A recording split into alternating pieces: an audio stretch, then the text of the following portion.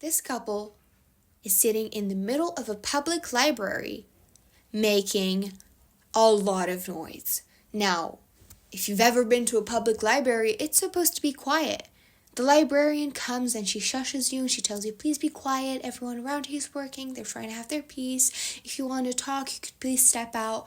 But the librarian is really not doing anything. She's just letting them, get away with it. She's just looking at them, staring at them, not doing anything. She seems very calm, collected. She doesn't look like she's stressed or like she doesn't want to, burden them or annoy them. She's just sitting there very calmly. Her face is emotionless. The only person who seems distressed by the noise is the man across the table from this couple. He very gently starts to shush them. Hey, please, I am working. I really, really need the quiet. They look at him and they keep fighting. It seems tense. He doesn't really know what they're talking about. It seems like a whole bunch of nothing. But there's nothing he can do about it, is there? He tries to look around, but he was also trying to hide his laptop. He's always scared when he works in the outside, scared that someone will, steal his laptop or just stare at what he's doing. He's very secretive about what he does, and he just doesn't want his personal information being out in the open. So he's trying to turn around and protect his laptop at the same time. And that's when a lady comes running and snatches his laptop. He's pinned down on the table and handcuffed. You are under arrest. Everything you say can and will be used against you in a court of law. The man is confused. What is happening? How and why? This is the case of Silk Roads, the biggest illegal drug empire that the dark web has ever seen.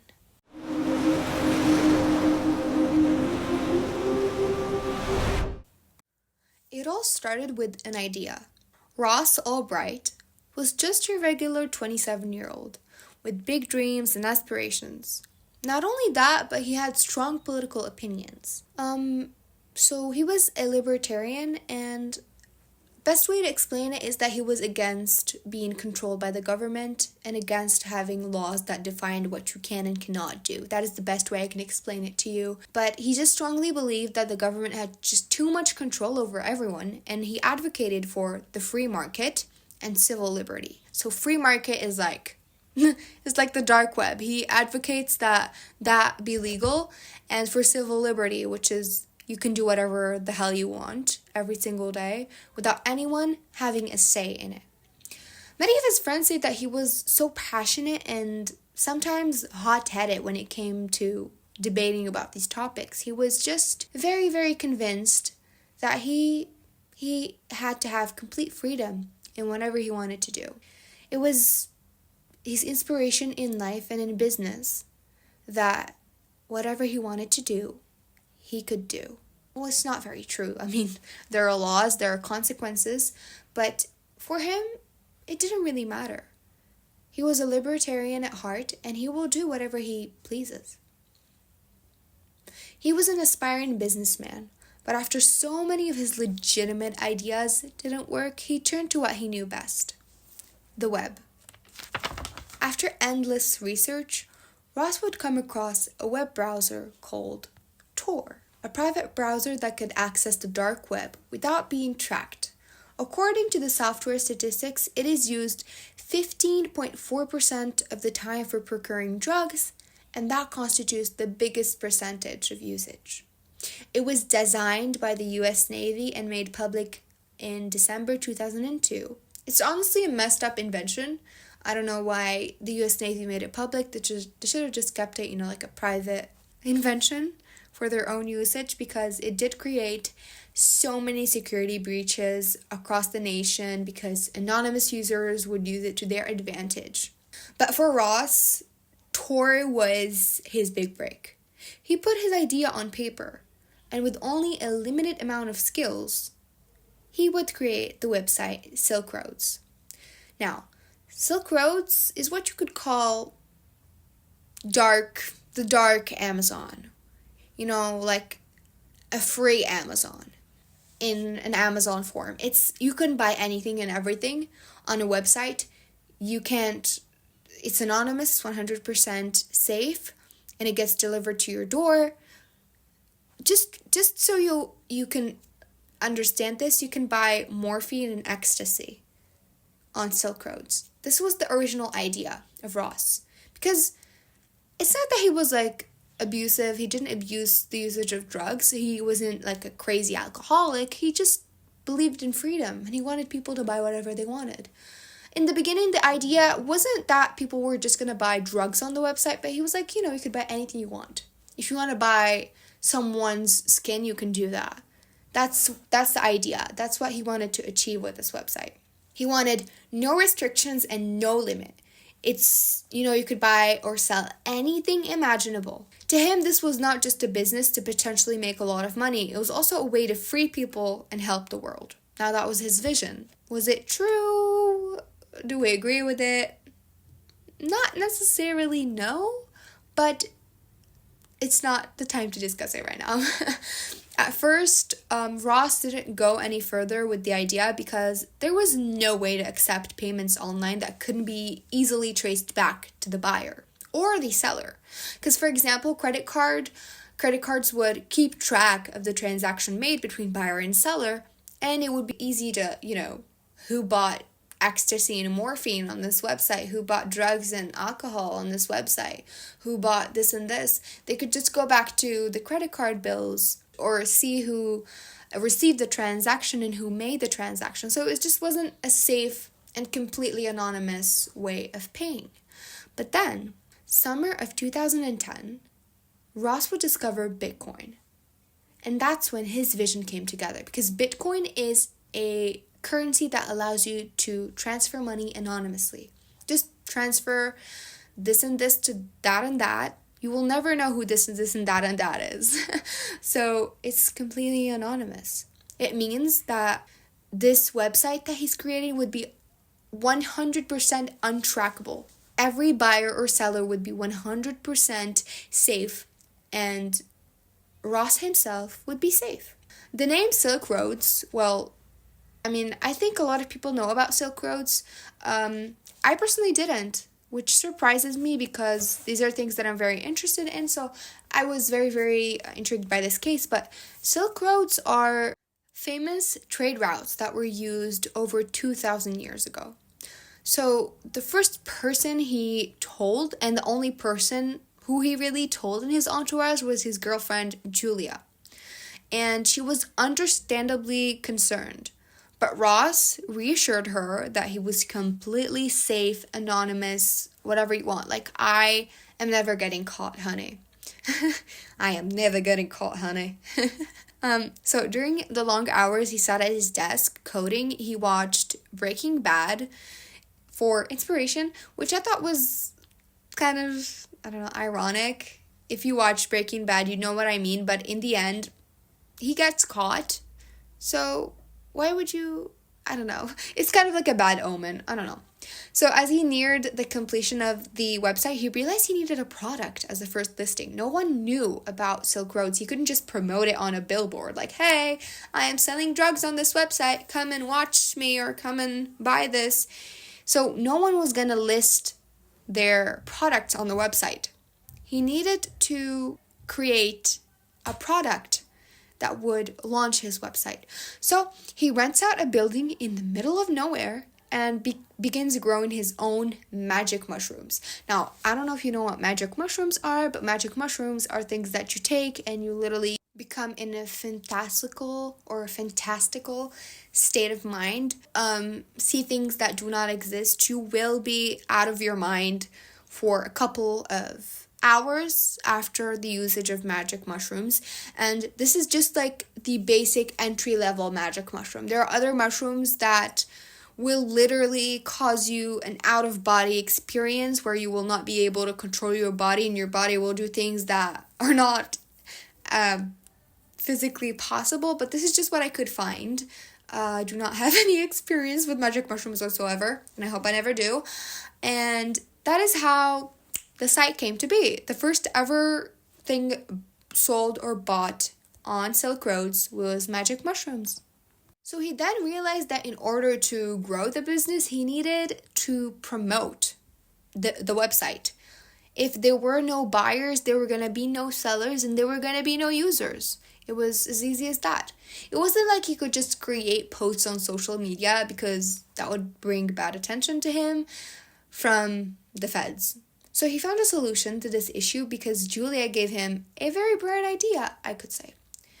She told him, "Hey honey, why don't you talk about this on forums? Forums of people looking for this kind of thing. I guess websites where you could buy drugs anonymously, or threads about free market websites." Ross loved the idea. He created an account called Frosty. Keep that in mind for later. And he started creating some buzz online. In a matter of months, the site was up and running with hundreds of customers intrigued by this new idea. Ross started to make a lot of money from commissions since he receives 6.2% from every sale. Ecstasy, morphine, even guns and organs started getting listed, and everything started circulating so easily on the internet. He also created a rating system so that people felt a little more, quotation marks, comfortable buying drugs on the internet.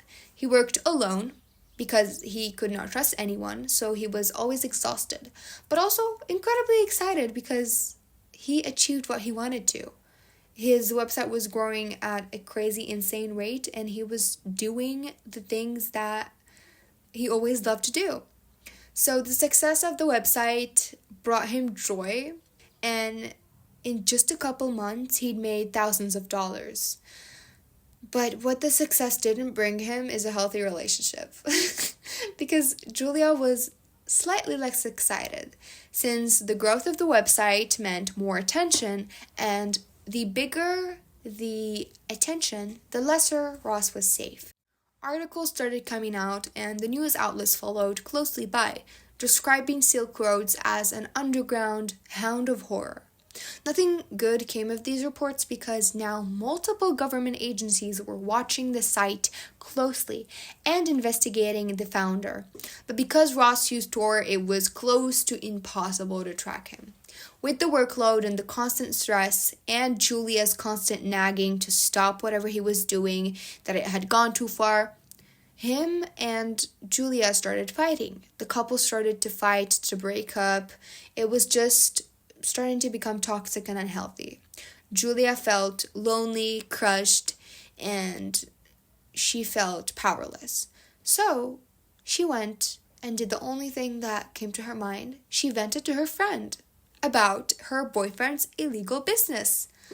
What a bright idea. She vented to her friend Erica, who had sworn to secrecy. But Erica is, let's just say, not a very reliable person, because one night as she was coming home drunk, she received a package that she had ordered from Silk Roads. She looked at it, and her drunken mind said only one thing: I am going to inhale this illegal substance. She did. She was in severe pain. She was so sick and unable to walk, talk, or do anything. She was fearful, and she didn't even dare call 911 because she was using illegal drugs and she was afraid of getting arrested. After she got better, she wrote a post on Facebook exposing Ross, saying, maybe the feds should check out Ross Albright's illegal business. Luckily, Ross was scrolling through Facebook, saw the post 3 seconds after it was uploaded, and immediately hacked into Erica's account and deleted it. He confronted her and told her that she could never talk about this to anyone. It is allegedly speculated that he paid her a sum of money, but I don't believe that. But because of this, Ross realized that it was necessary to temporarily leave the country, just as a precaution. My man, he went traveling all over the world, from Bondi Beach, Australia, to Vietnam, to parties, to relaxation massages, and then he went backpacking through Asia. He was living his best life.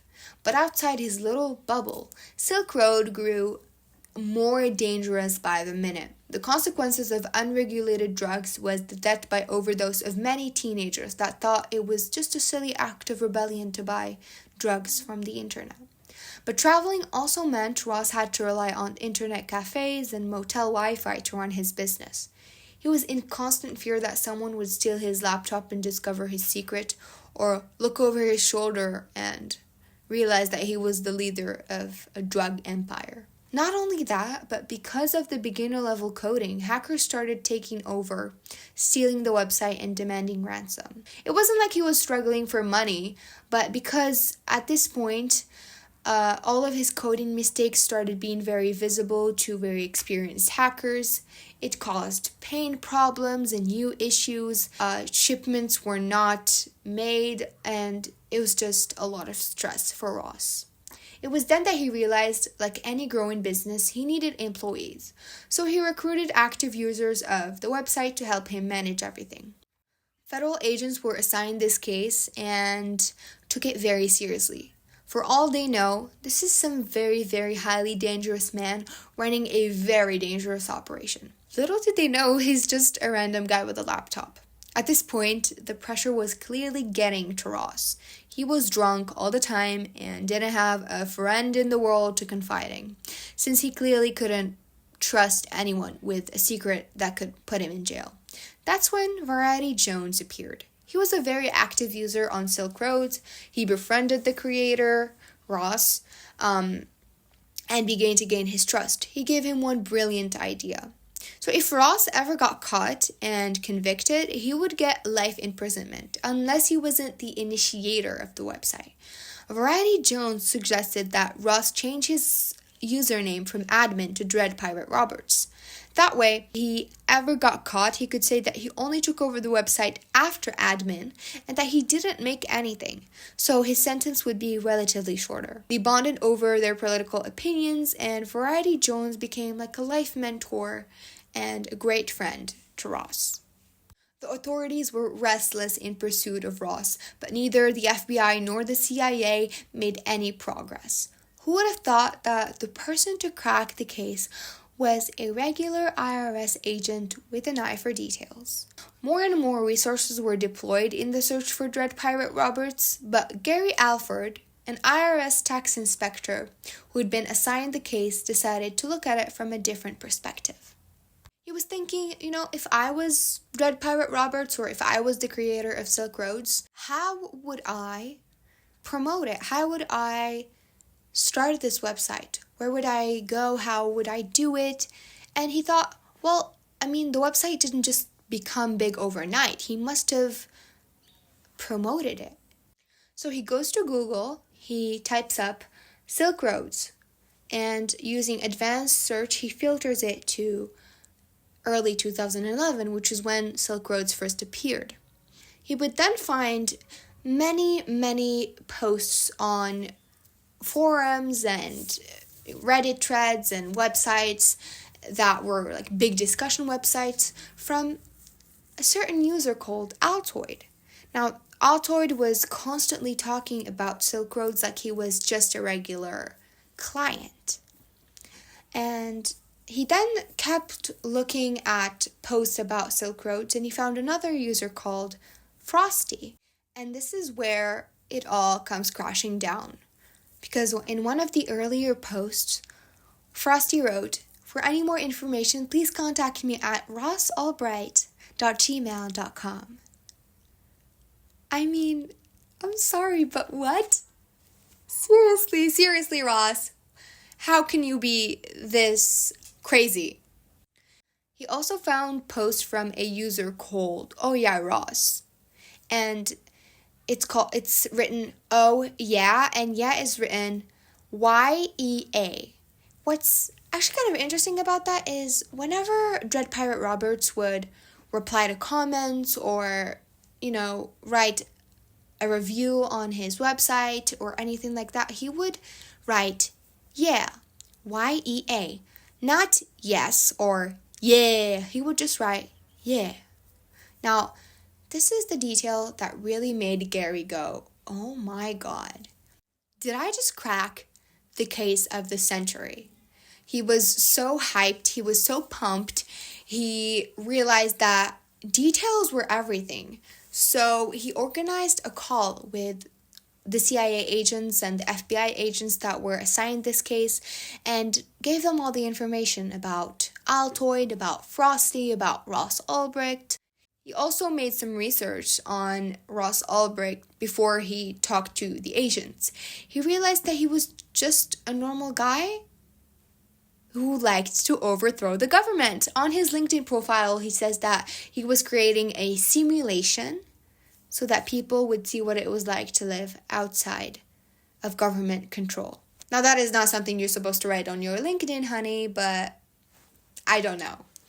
And what also intrigued him was that he was currently traveling all over the world, but he had no source of income. He was not working. He had no jobs enlisted in his LinkedIn. He did some research on him with some of his social security friends, and he saw some CCTV footage of an internet cafe where the IP address of Dread Pirate Roberts was tracked by the FBI just a few days prior. He gave all of this information to the FBI agents, but one of them stopped him when he arrived to the Frosty part.